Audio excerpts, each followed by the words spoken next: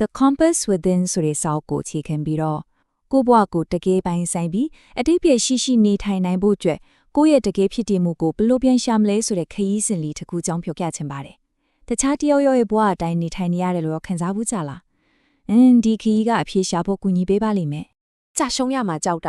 ဟုတ်တယ်အဲ့ဒီထက်ပိုဆိုးတာတစ်ခုရှိသေးတယ်အဲ့ဒါကတော့ကိုယ်ဘသူဘွားမှမသိပဲပျောက်ဆုံးနေရတဲ့ခံစားချက်ပါပဲဒီနာကျင်မှုကပဲကျွန်တော်တို့ရဲ့ဒီခီးစဉ်ကိုစတင်စေတဲ့အဓိကတွန်းအားတစ်ခုဖြစ်လာခဲ့တာပါ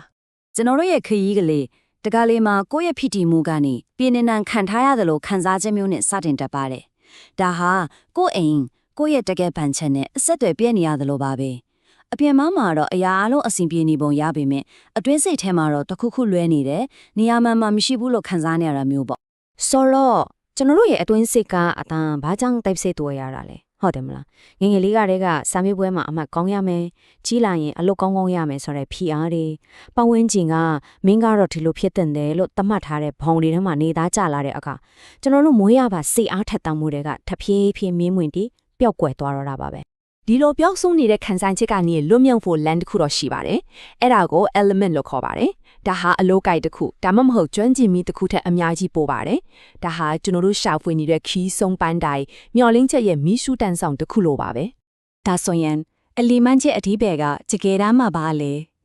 ေဒါဟာကိုတော်တဲ့အရာတစ်ခုမဟုတ်ပါဘူးကိုအသက်ရှင်နေတယ်လို့ခံစားရစေတဲ့အရာပါကိုရဲ့အခြေအနေဘလို့ကုံသွားမှမသိအောင်နှမြုပ်စေပြီးလှုပ်ပြီးသွားရင်လေအားရနေပြန်ပြေးစီတဲ့အရာမျိုးကိုဘဝမှာနောက်ဆုံးပတုံးကခံစားခဲ့ရဘူးလေအဲ့ဒါကိုပြန်စဉ်းစားကြည့်ပါကဲရဲ့ဘဝနှစ်ခုကိုရှင်းကြည့်ရအောင်တစ်ခုကတာဝန်အရာထမ်းထားရတဲ့ဝန်ထုတ်ဝန်ပိုးလို့ဘဝပါနေရတိုင်းကအရာရှေ့ရပြီးပင်ပန်းနေရတယ်နောက်တစ်ခုကတော့ကိုယ့်ရဲ့ element ထဲမှာရှင်သန်နေတဲ့ဘဝပါအဲ့ဒီမှာတော့အလို့ဟာဝန်ထုတ်ဝန်ပိုးမဟုတ်တော့ဘူးစိတ်အားထက်သန်မှုဖြစ်လာပြီးအချိန်တွေကပျော်ရွှင်စွာနဲ့တရရိပ်ကုန်းဆုံးသွားပါပါတယ်ဒါဆိုရင်ဒီလိုအတိတ်ပဲရှိတဲ့ဘဝမျိုးကိုလူတိုင်းဘာလို့မပိုင်ဆိုင်နိုင်ကြတာလဲအကြောင်းပါတော့ဗျာကျွန်တော်တို့ရဲ့ twin စိတ်မှာရှိနေတဲ့အထအစီးတွေနဲ့ကြောက်စိတ်တွေကြောင့်ပါပဲအဲ့ဒါတွေလားဘာတွေလဲဆိုတာတစ်ချက်ကြည့်လိုက်ရအောင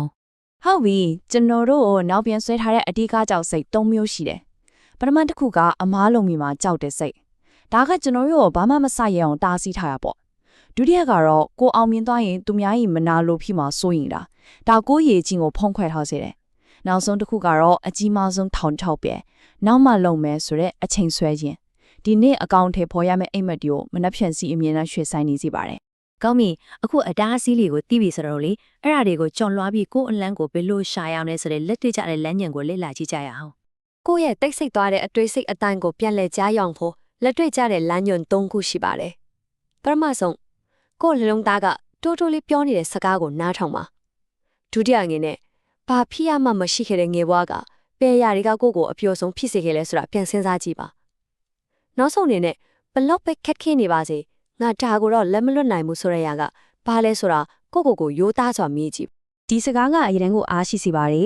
ဂျာရှုံးမှုဆိုတာလမ်းဆုံးမဟုတ်ဘူးခီးရဲ့အစိတ်ပိုင်းတစ်ခုပဲ